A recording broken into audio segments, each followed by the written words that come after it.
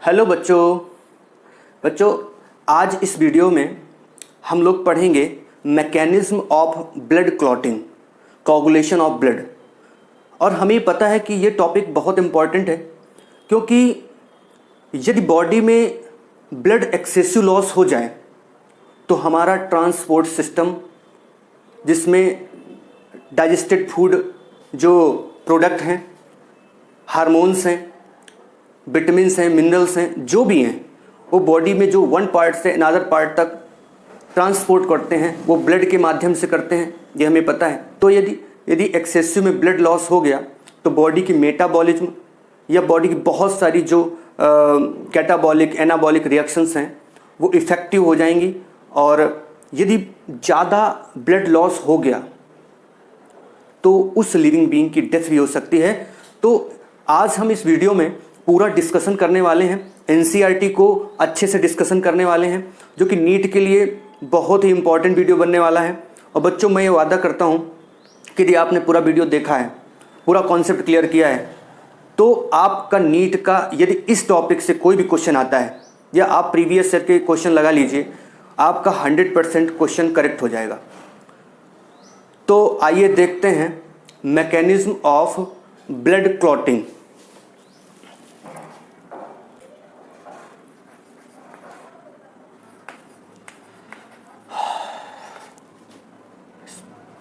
Mechanism of blood clotting. तो बच्चों, ये जो मैकेनिज्म है, it is the mechanism for the haemostasis. तो बड़ा इंपॉर्टेंट पॉइंट है इसके लिए। हीमोस्टेसिस किसके लिए है? हीमोस्टेसिस। और हीमोस्टेसिस का मतलब है कि जो एक्सेसिव प्रिवेंट करना है, prevention of excessive blood loss through injury. Through injury, excessive जो ब्लड का लॉस होने वाला है थ्रू इंजरी, उसको प्रिवेंट करना है, रोकना है, उसका नाम है हीमोस्टेसिस। तो बच्चों, जो इस टॉपिक के लिए या हम कहें ब्लड क्लॉटिंग के लिए जो मोस्ट एक्सेप्टेड थ्योरी है, उसको बोलते हैं कैस्केड प्रोसेस। क्या बोलते हैं?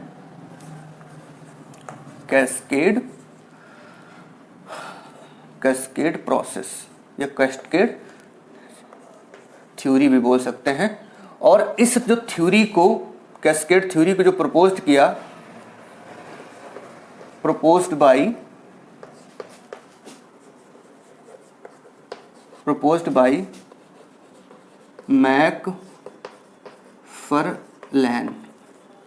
मैकफर्लैन। ये बड़े इंपॉर्टेंट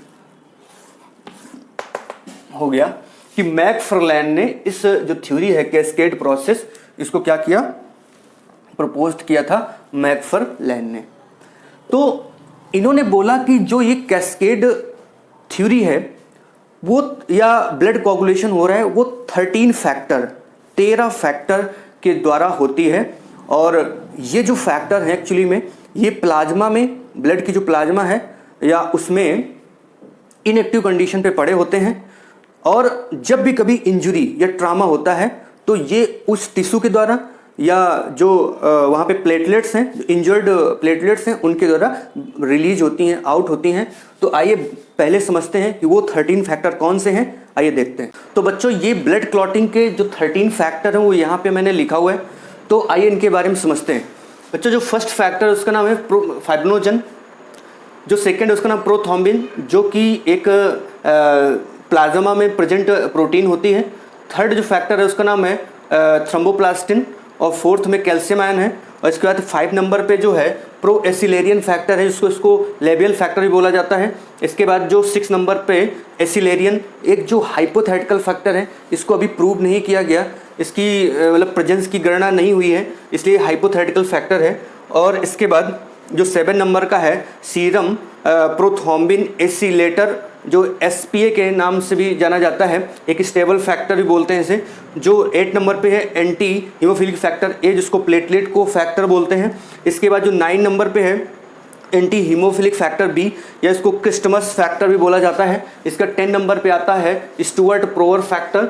इसका जो 11 नंबर पे है एंटी हीमोफिलिक फैक्टर C, या इसको बोलते हैं प्लाज्मा थ्रोम्बोप्लास्टिन कंपोनेंट PTA के नाम से जाना जाता है। और जो 11 नंबर पे इसको हैगमैन फैक्टर बोलते हैं। और इसका जो 13 नंबर पे इसको बोलते हैं fibrin stabilising factor FSF।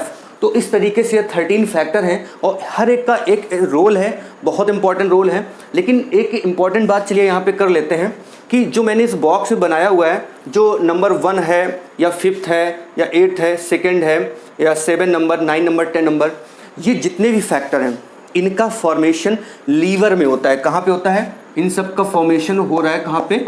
Liver में होता है। लेकिन उससे भी इम्पॉर्टेंट बात यह है कि जिसको मैंने यानी रेड चौक से बनाया है, 2nd, 7, 9, 10, इनके फॉर्मेशन के लिए हमें विटामिन के की जरूरत पड़ती है। लीवर में विटामिन के की जरूरत पड़ती है, एसेंशियल है।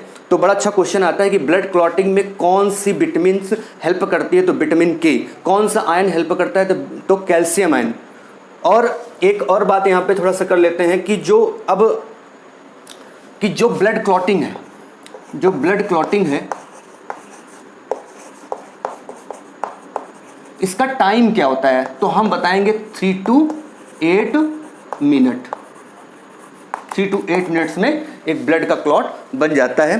तो इस तरीके से आप इनको नोट कर सकते हैं। और अब इनका आगे चलते हैं, देखते हैं कि एक एक का किस तरीके से रोल है ब्लड क्लॉटिंग में। तो बच्चों अब हम लोग बात करते हैं, मान लीजिए कोई ऐसा पार्ट बॉडी का जहाँ पे हमें इंजरी हुई है, तो हमें पता है कि जहाँ पे इंजर्ड पार्ट होगा वहाँ पे क्या होंगी? ब्लड वेसल्स होंगी।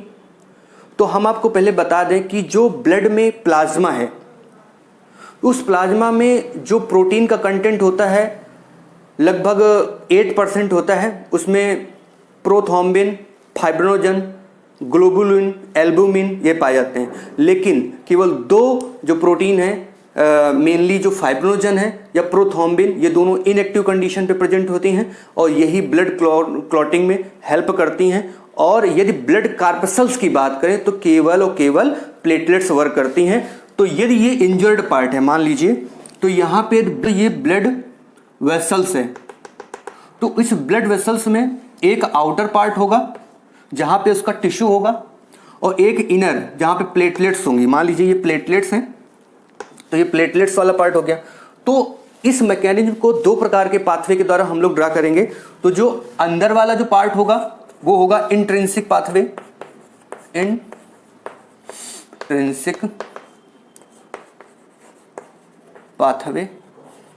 जो आउटर है जहां पे इंजर्ड टिश्यू प्रेजेंट है उसको बोल देंगे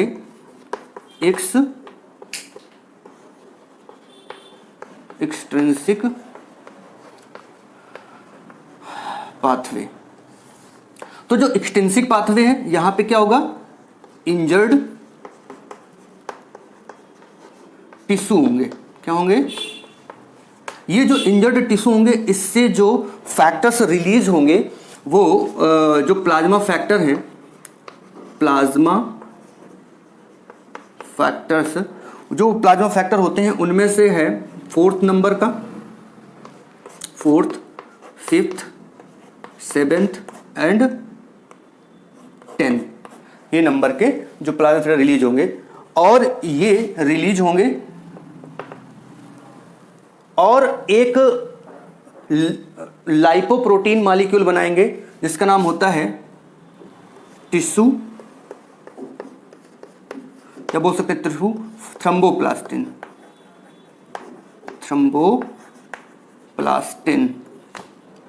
टिश्यू थ्रोम्बोप्लास्टिन। ये लाइपोप्रोटीन का बना हुआ मॉलिक्यूल होता है। इसी तरीके से यदि बात करें इंट्रिंसिक पाथवे में, तो इंट्रिंसिक पाथवे में हमें मिलने वाली हैं क्लम्प्ड क्लम्प्ड प्लेटलेट्स क्या मिलने वाली है? क्लम्प्ड प्लेटलेट या डैमेज प्लेटलेट्स मिलने वाली हैं। और इन डैमेज प्लेटलेट्स के द्वारा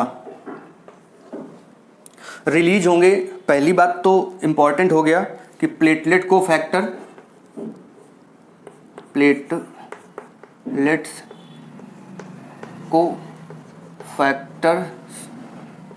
प्लस जो प्लाज्मा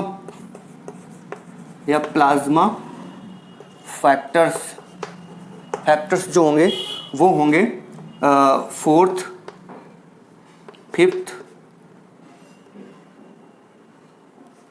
9th, 10th, 11 और 12।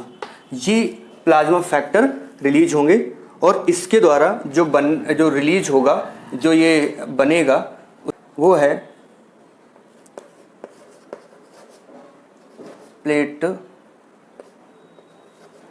प्लेटलेट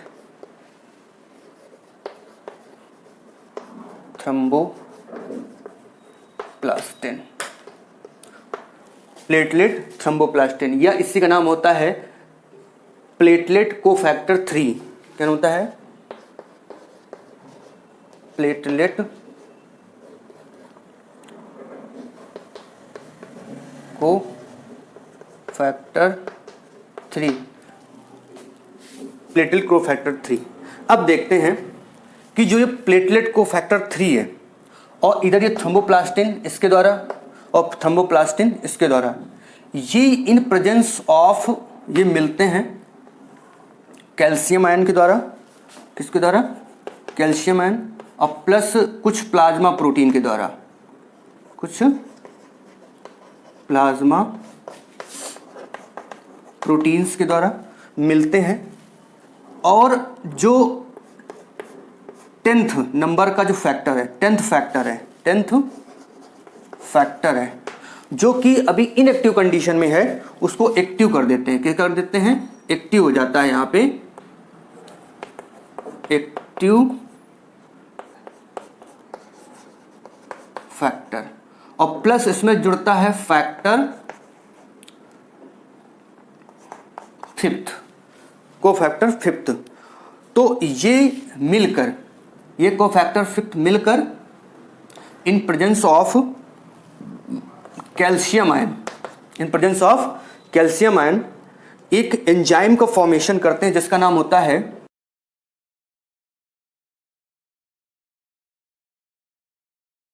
प्रोथ्रोम्बिनेज, या इसी का दूसरा नाम और है थ्रोम्बोकाइनेज। क्या नाम है? थ्रोम्बोकाइनेज। ये एंजाइम बहुत इंपॉर्टेंट है और ये प्रोथ्रोम्बिन है या थ्रोम्बोकाइनेज है, ये क्या करता है कि ब्लड में जो हिपैरिन होता है, हिपैरिन एंटीकोगुलेंट, हमें पता है कि जो ब्लड में हिपैरिन है वो हमारे ब्लड में कभी भी जो ब्लड क्लॉटिंग को प्रिवेंट करता है इनसाइड द बॉडी। लेकिन ये क्या करता है? ये थ्रोम्बोकाइनेज उसको क्या कर रहा है? ये थ्रोम्बोकाइनेज इनएक्टिव कर देता है हिपैरिन को in presence of calcium ion. इसके दो फंक्शन बड़े इंपॉर्टेंट है। In presence of calcium ion ये क्या करता है? इनएक्टिवेट करता है, इनएक्टिवेट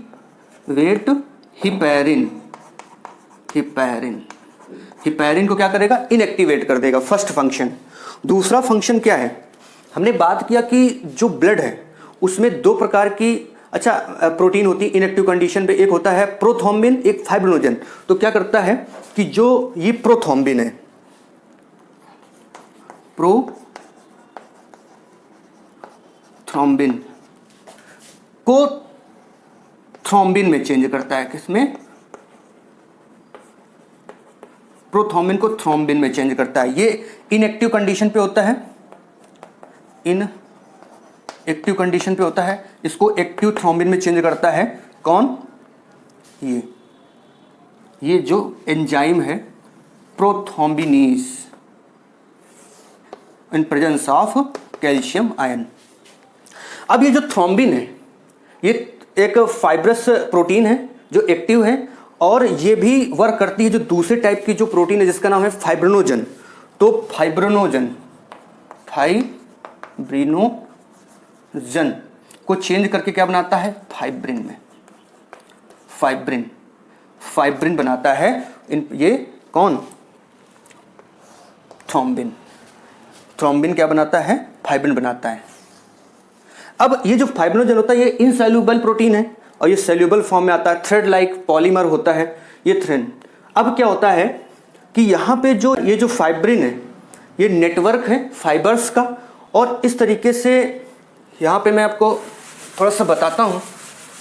तो ये फाइब्रिन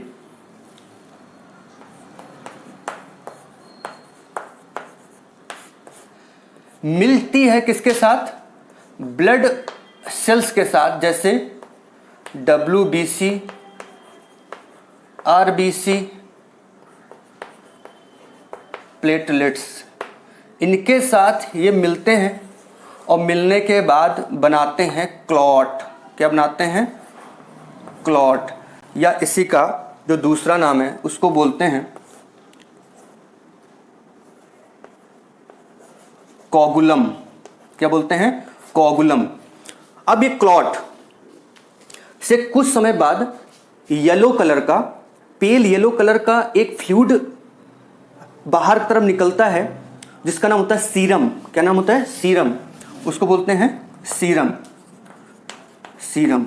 तो जो ये सीरम है, कहते हैं कि जो सीरम क्या है, सीरम को कहते हैं कि यदि पूरी जो प्लाज्मा है उससे हम क्लॉटिंग फैक्टर हटा दें, मेनली फाइब्रिन हटा दें, तो उसको बोलते हैं सीरम। तो यहाँ पे आ गया सीरम। तो इस तरीके से हमने बात किया कि मेन रूप से जो इंजर्ड पार्ट है उससे निकलने वाला है, इन डिफरेंट जो फैक्टर रिलीज होंगे वो इनएक्टिव कंडीशन पे होंगे, लेकिन वो जो थ्रोम्बोप्लास्टिन निकलता है, वो thromboplastin in presence of calcium ion और सम प्लाज्मा प्रोटीन क्या करेगा, 10th फैक्टर को एक्टिवेट करेगा। वो 5 फैक्टर के साथ मिलकर कैल्शियम आयन की प्रेजेंस में प्रोथ्रोम्बिनेज बनाएगा, या थ्रोम्बोकाइनेज बोलते हैं इसको। ये बहुत इंपॉर्टेंट एंजाइम है जो कि 2 फंक्शन बनाता है। एक तो इनएक्टिवेट कर देता है हेपेरिन को, जिससे कि कोगुलेट होने में, ब्लड कोगुलेशन में हेल्प मिलती है, और इसके बाद दूसरा काम है जो उसमें इनएक्टिव प्रोथ्रोम्बिन है, इसको थ्रोम्बिन में चेंज करेगा। ये थ्रोम्बिन फिर से एक्टिव एक एंजाइम है जो कि फाइब्रिनोजन को फाइब्रिन में चेंज करेगा। ये फाइब्रिन क्या करेंगे, जो ब्लड सेल्स हैं जैसे WBC, RBC या प्लेटलेट, इनसे मिलता है और मिलने के बाद एक वहां पे क्लॉट बनाता है। तो this is the process of the coagulation of the blood. Thank you.